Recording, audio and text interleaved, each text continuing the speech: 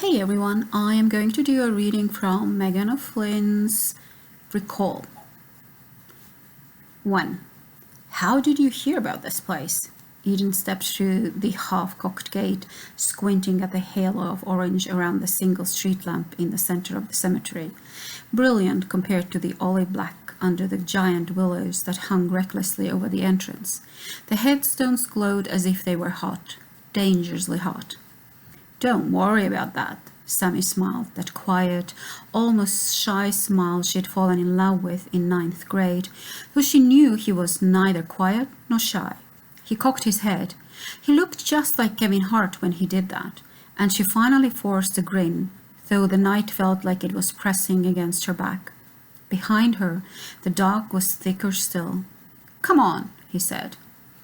Eden skirted a broken beer bottle and followed him past the rows of placards proclaiming everlasting love, each plot more overgrown and neglected than the last. Dead tulips lay on their side on top of one headstone, the petals flattened with rot. The night had fallen silent despite the charged bustle just a few streets over, the girls in the 3-inch heels. Hey, baby, looking for a date? The hushed desperation of the sleeping homeless, the night shift workers pushing through the masses to get home with bags of takeout tucked under their arms, steadfastly pretending to be blind. You sure this is safe? A chill crept up her spine despite the warm, late summer air. Here, even the wind seemed muted. Of course, not like the killer is still here, Sammy laughed. You ready? She raised her eyes. The mausoleum, stones of smoky grey that had probably once been white, stood in silent vigil, the doors splintered along the side from long ago vandals. Her breath hissed through her teeth. Too loud, loud enough to wake the dead. So this is where... He smiled, that smile again, and edged his way through the shattered doorframe. This is it, he called over his shoulder. You look hard enough and you can still see Meredith Lawrence's blood.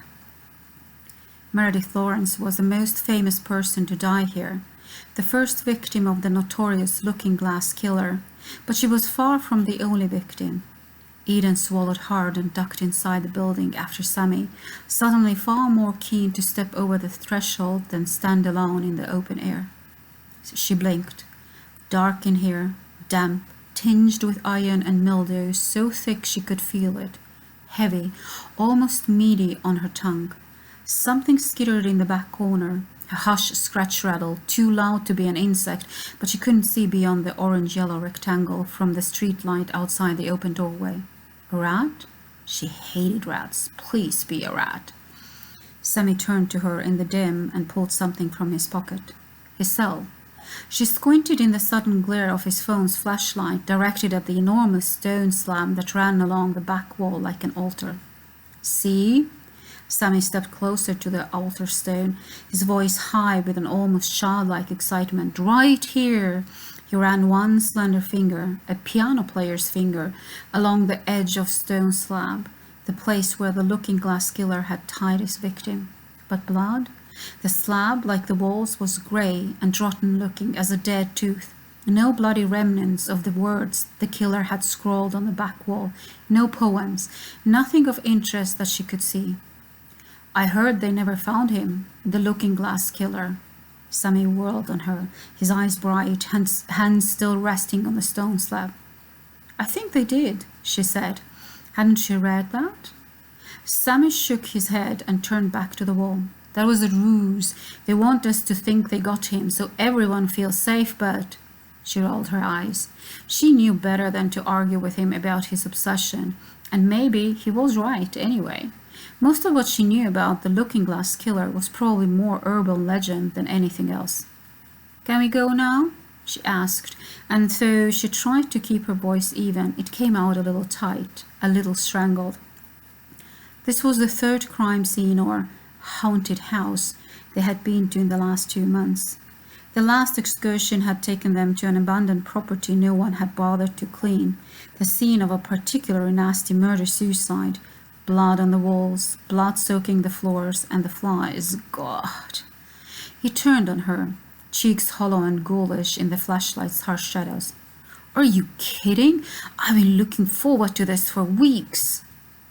I know, but the hairs on the back of her neck prickled in the warm breeze from the open door. And was that the rat again, scratching from the corner?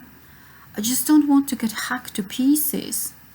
Sammy sighed and ran his hand along the back wall, the wall that had once been streaked with Meredith Lawrence's blood, caressing it the same way he caressed her back or ran his fingers through her hair.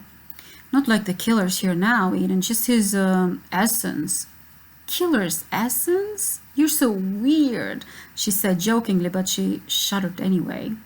And beneath the anxious vibration of her heart, her stomach turned. Guilt.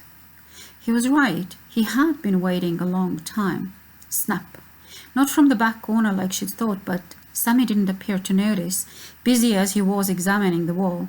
She whirled on the broken door, listening hard, her breathing, Sammy's breathing, hissed through the air, her heart thrumming through the veins in her throat. Nothing more. No other sounds. But her rib cage had become a vice. Seriously, let's go, okay? She tried to keep her voice from shaking. I'm tired and we have like an hour to drive. Fine, Sammy grunted and clicked off the flashlight, plunging the room into darkness. She blinked hard, trying desperately to force her eyes to adjust to the hazy orange film from the street lamp that had lit the room earlier. But the dark seemed thicker now, more domineering. She could see nothing but the black. Sammy, where are... A hand grabbed her waist and she shrieked. Sammy laughed. Just me, just me.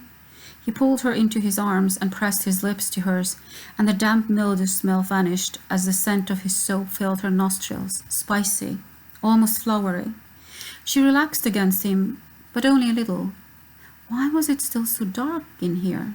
But her eyes were slowly adjusting. Already, she could see the outline of his form, feel the heat of his skin, warm, safe.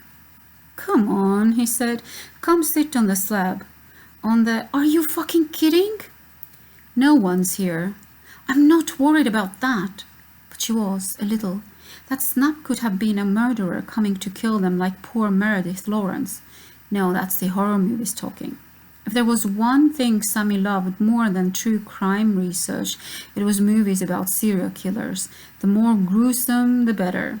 Perhaps she could mind that they spent so much time on his pursuits, but if she was really honest, there was something about the pounding in her temples, even now, the jitter of nerves in her belly, that made their dates more interesting than pizza with some idiot jock.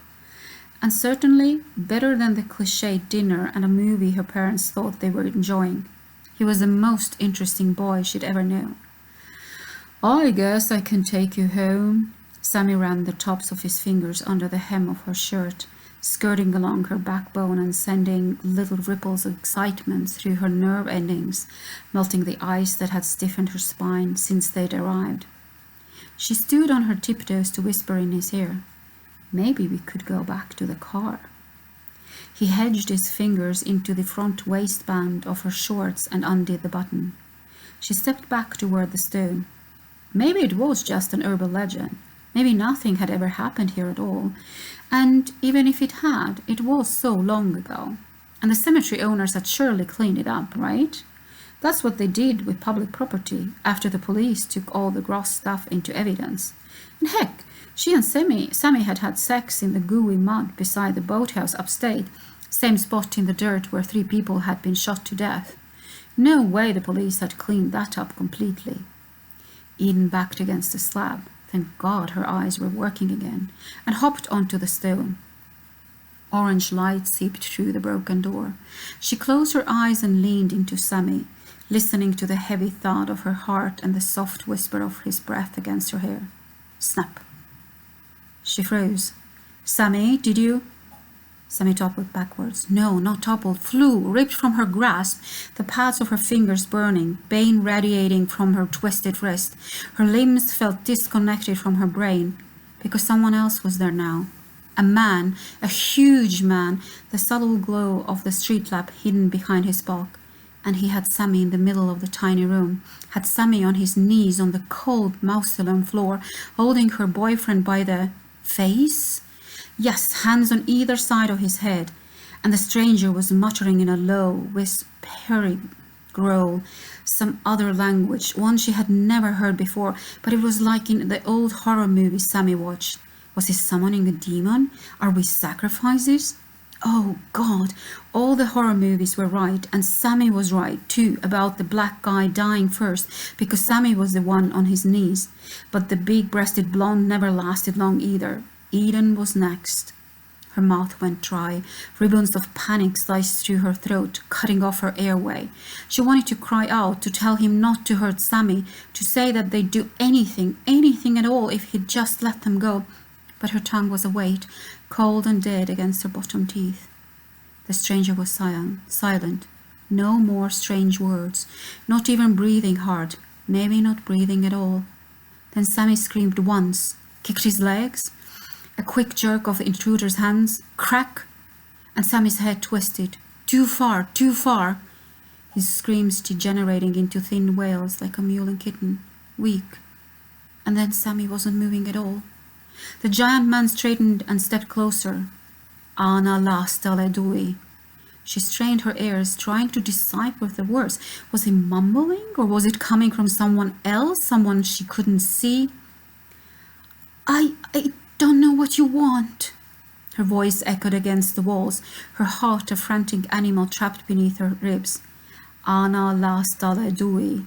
It hit her ears like a growl of thunder, hushed, threatening, but somehow distant. The man stepped nearer still. Eden skittered away on top of the slab until she felt the back edge. Nowhere to go. Just this little space between the slab and the wall where once poem had been scrawled in blood. Ana lasta ledui. This time the voice seemed to come from somewhere behind the man, hitting her ears oddly, harshly, too low. Please don't kill me, she whispered. Sammy mewed. Alive, he's alive. The stranger's breath hissed, too close. You'll live for now, he said in a voice like silk, and she jumped at the loudness of it, not at all like the growly rumble she'd heard before. You'll live for now, if you ran. He moved away suddenly, his back against the side wall, deeper into the shadows, and the square of orange light returned, flooding in behind him, so bright now, revealing the cement floor. Sammy is not moving, and his neck, fuck his neck. The man raised one thick arm, pointed to the door. Eden clambered off the stone slab and pressed herself against the wall opposite where he stood, 10 feet away. One step forward and... She edged closer to the door, eyes on the stranger, stepped over. Oh fuck, Sammy's body, and she thought she heard him wheeze her name. But the crazy man was there, and he was closer. He was almost touching her. Run, the man whispered. She did. She left Sammy there, the only boy she'd ever loved, jumped over his legs like he was a bundle of old clothes, and burst through the splintered muslin door into the muggy night air. The street lamps glittered sickly orange against the desoaked grass like bloody dares. 2. Even at 6 in the morning, Rita's diner was alive with the sounds of clanking silverware, the laughter of strangers, and fluorescents bright enough to sober the drunks in the back booth. Even the red vinyl gleamed.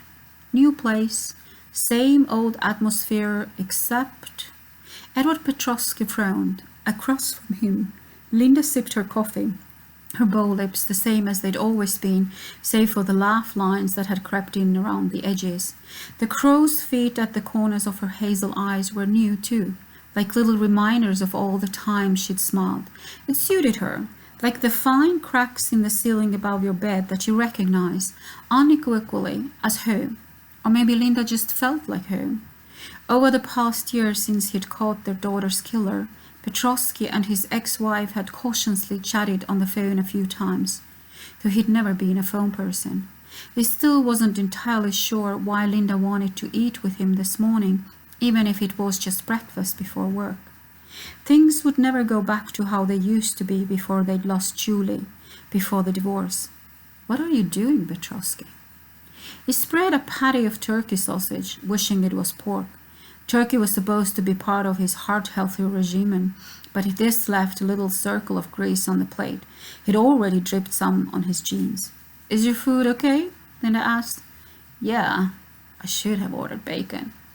He smiled awkwardly and showed the bite in his mouth just as his cell vibrated in his front pocket, followed by someone rapping about.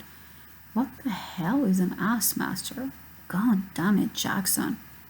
What was it with his partners and his fucking cell phone?